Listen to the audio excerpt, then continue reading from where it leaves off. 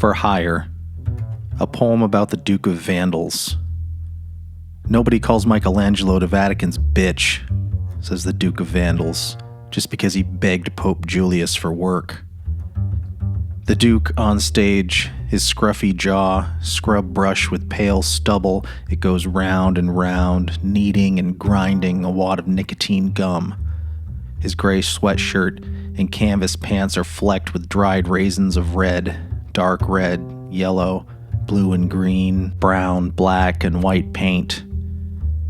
His hair tumbles behind him, a tangle of brass wire tarnished dark with oil and dusted with sticky flakes of dandruff. On stage, instead of a spotlight, a movie fragment. A slideshow of portraits and allegories, still lifes and landscapes, all of this ancient art. It uses his face, his chest, his stocking feet and sandals as a gallery wall. The Duke of Vandals, he says, no one calls Mozart a corporate whore because he worked for the Archbishop of Salzburg. After that, then wrote the Magic Flute, wrote Ein kleine Nachtmusik, paid by trickle-down cash from Giuseppe Breedy and his big money silk industry. Nor do we call Leonardo da Vinci a sellout, a tool, because he slopped paint for gold from Pope Leo X and Lorenzo de' Medici. No, says the Duke, we look at the Last Supper and the Mona Lisa and never know who paid the bills to create them. What matters, he says, is what the artist leaves behind. The artwork. Not how you pay the rent. This is Ambition, a story by the Duke of Vandals, written by Chuck Palahniuk on Stories Telling Stories.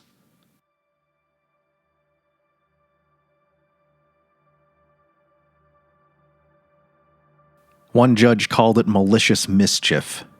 Another judge called it destruction of public property. In New York City, after the guards caught him in the Museum of Modern Art, the judge reduced the charge to littering as a final insult. After the Getty Museum in Los Angeles, the judge called what Terry Fletcher did graffiti. At the Getty or the Frick or the National Gallery, Terry's crime was always the same. People just couldn't agree on what to call it. None of these judges should be confused with the Honorable Lester G. Myers of the Los Angeles County District Court, art collector and downright nice guy. The art critic is not Tanity Brewster, writer and knower of all things cultural. And relax, no way is the gallery owner Dennis Bradshaw, famous for his Pell Mell Gallery, where just by coincidence, people get shot in the back every once in a while. No. Any resemblance between these characters and anyone living or dead is a complete accident. What happens here, it's all made up. No one is anyone, except Mr. Terry Fletcher. Just keep telling yourself this is a story. None of this is for real. The basic idea came from England, where art students go to the post office and take stacks of the cheap address labels available at no charge.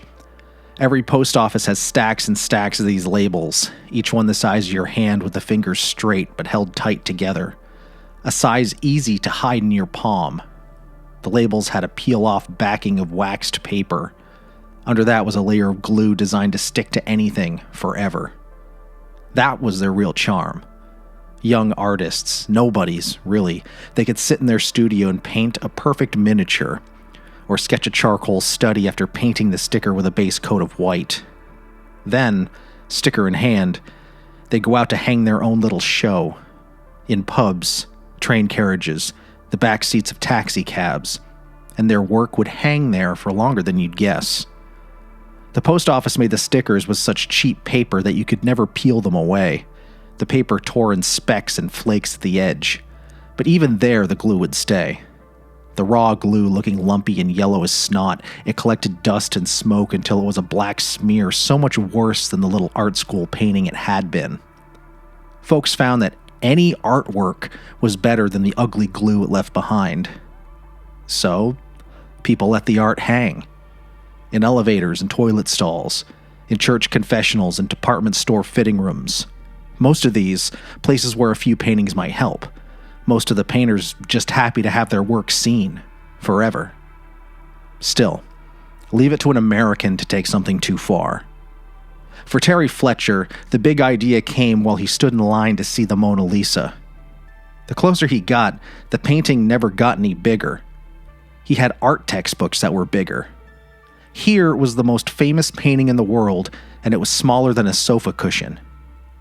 Anywhere else, it would be so easy to slip inside your coat and cross your arms over, to steal. As the line crept closer to the painting, it didn't look like much of a miracle either.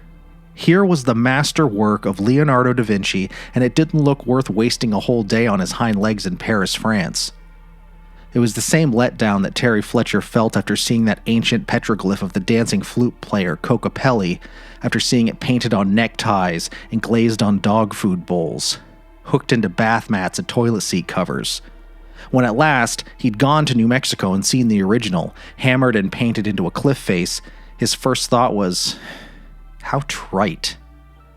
All the dinky old masterpiece paintings with their puffed-up reputations, the British post office stickers, what it meant was he could do better.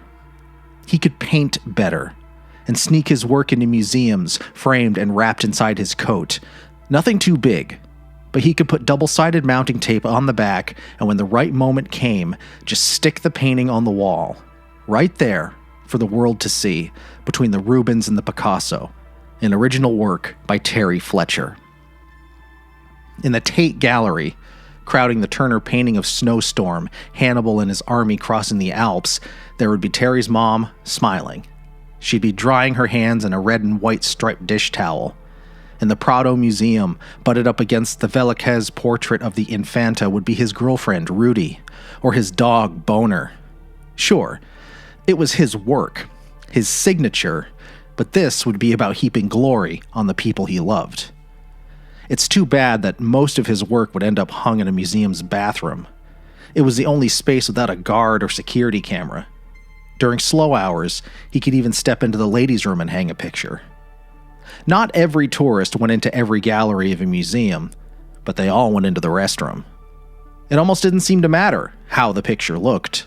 What made it art, a masterpiece, that seemed to depend on where it hung, how rich the frame looked, and what other work it hung beside.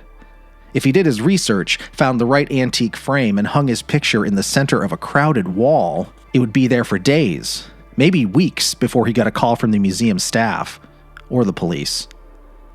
Then came the charges. Malicious mischief, destruction of public property, graffiti. Litter, a judge called his art, and slapped Terry with a fine and a night in jail. In the cell the police give Terry Fletcher, everybody before him had been an artist, scratching away the green paint to make pictures on each wall, then to sign their name.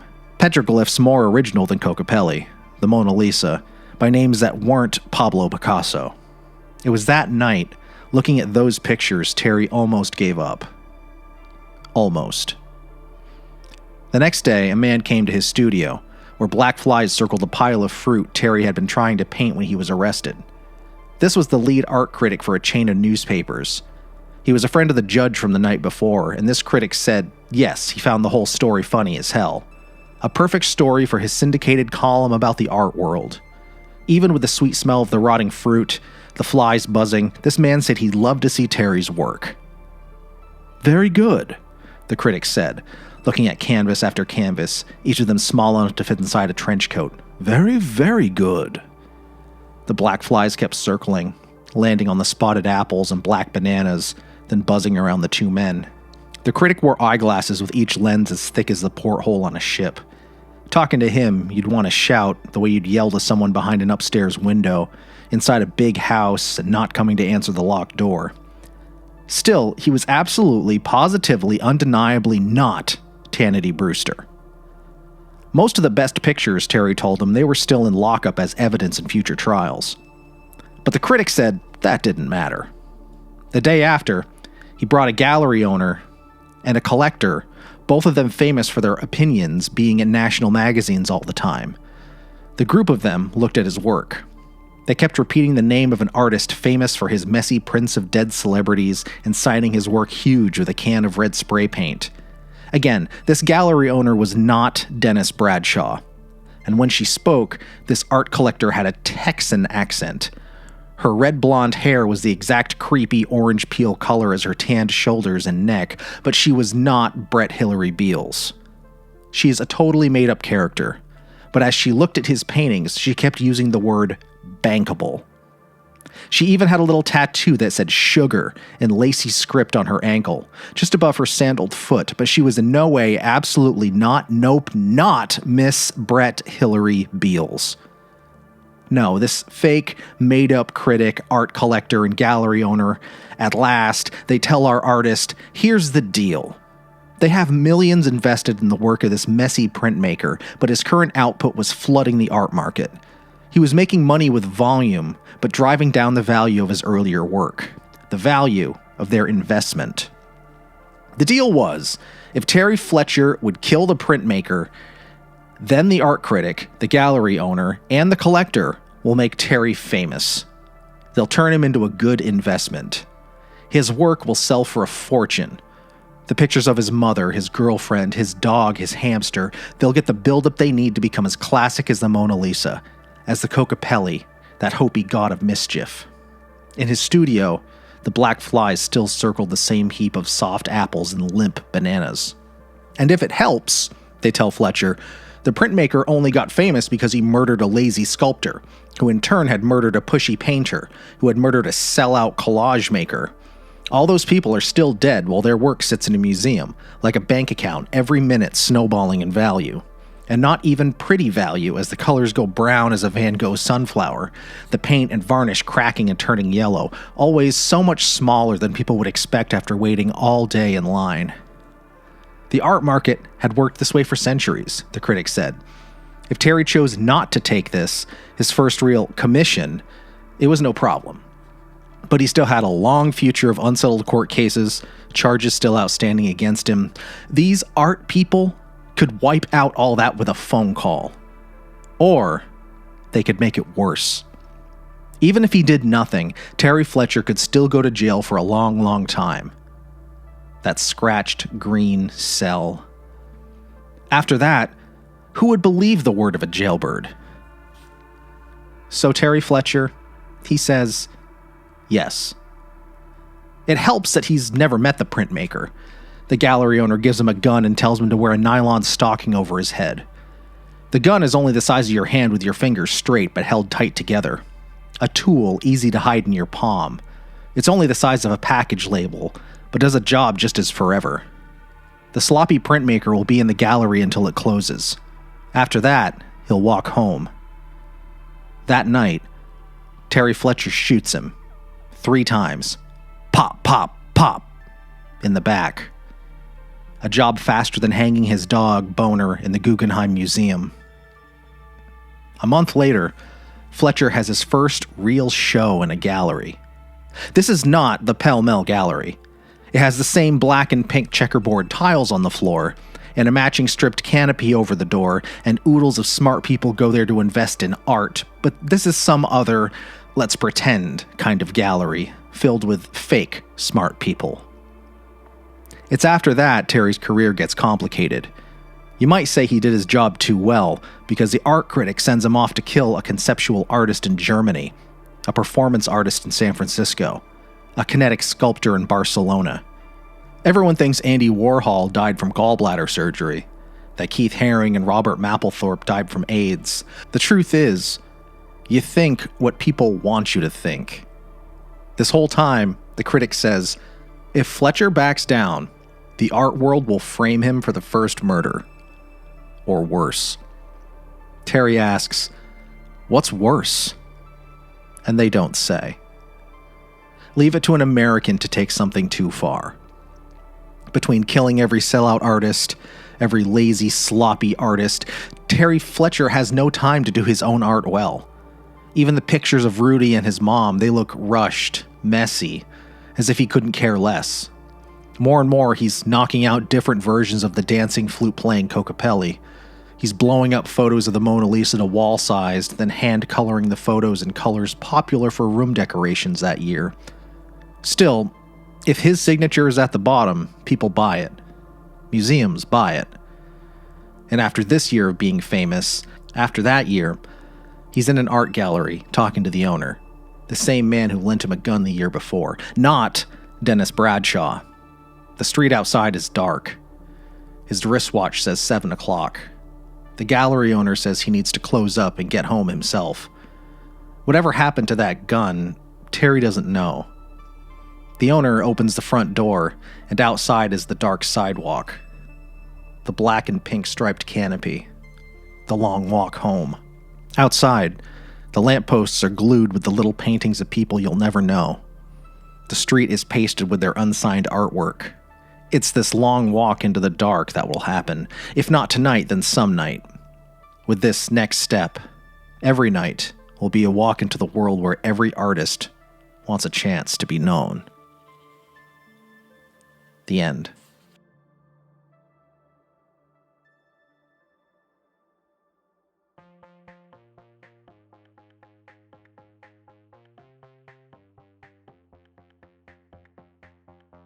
Ambition is a short story by Chuck Palahniuk contained within the larger collective called Haunted.